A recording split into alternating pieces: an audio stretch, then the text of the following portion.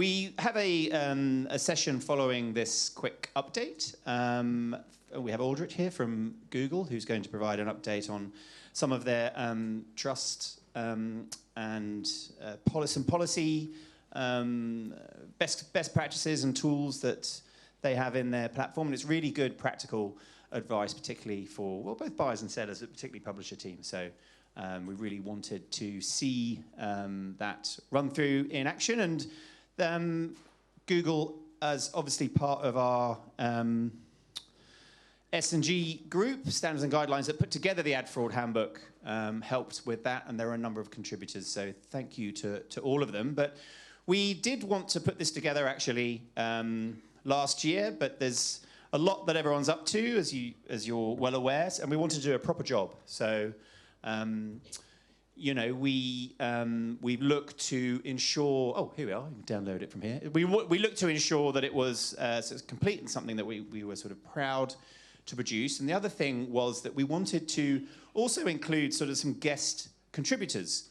So where we go back to my rather random analogy of being on a lost bus and we're all driving it together, blah, blah, blah, that to have sort of external experts help just oversee what we're doing and review it was really useful, and then provide their own perspective, particularly Augustine Fu, who's a bit of an interesting character. He's got some quite strong opinions on part of the industry, but you can't deny his approach in terms of analytics, and there may be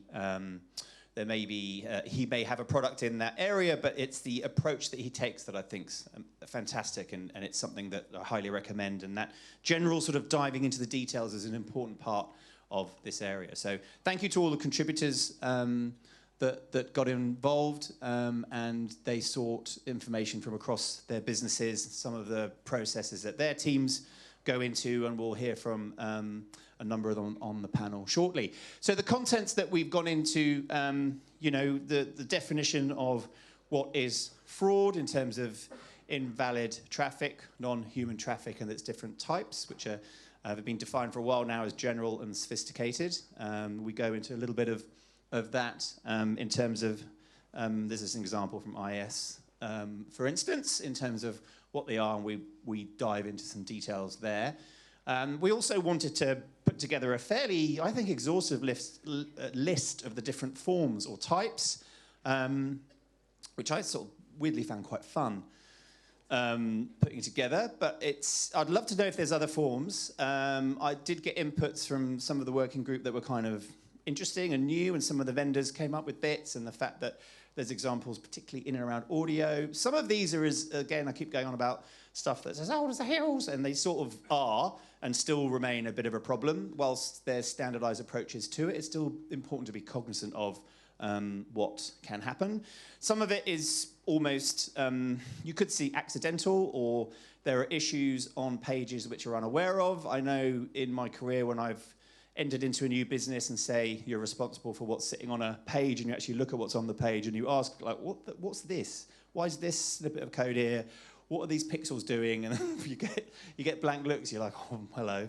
You know, you do an actual audit of everything that's on the page, and it's, you know, it's funny, but that's still a thing, in my opinion, and a recommendation to do that. And then we go into some case studies and specifically look at CTV, because it's nascent. There's some different, you know, the way ads are stitched in. There's different platform technologies and different considerations. Plus, it's where the money is, and fraud follows the money. So we also included some case studies. I've just realized when putting this together, I made a mistake up there. Sorry, there aren't 2 human case studies. There's one from the Media Trust up there, just in case you spot it. It's different in the handbook, I promise. My mistake. Sorry, Enza, my designer. My designer? IAB designer will kill us. She probably feels like JJ's designer this week, sorry.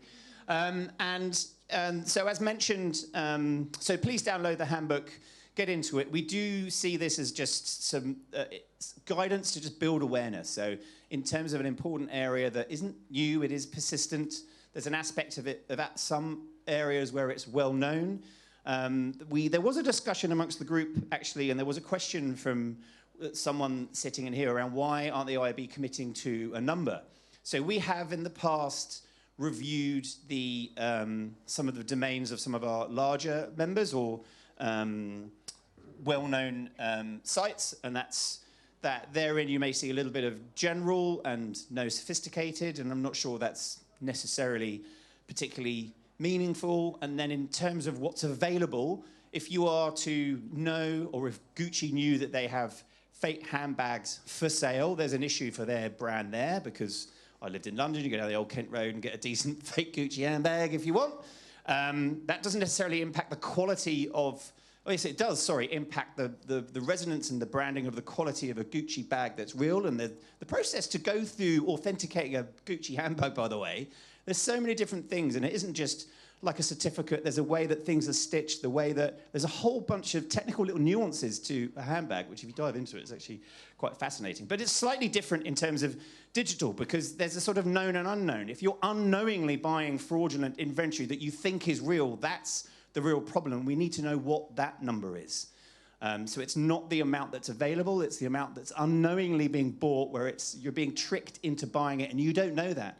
And maybe the vendors haven't figured that out because the schemes are new and we're constantly playing catch up in this kind of arms race. So I suppose the only way to be able to put a number together is to do a genuine independent test of inventory from different sources and look at it as one might as a buyer and understand how much unintentional buying is happening.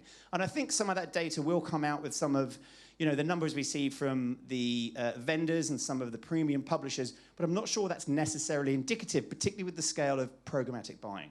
So I feel like there's something that we need to stick to. So that debate we had within the group, we felt, look, maybe it's not necessary for us to commit to a number. Let's just start with the awareness, the guidelines, the best practice. Let's take this seriously, dive into the details, brands be more insistent on it, publishers work harder on it, and just look at it from that perspective.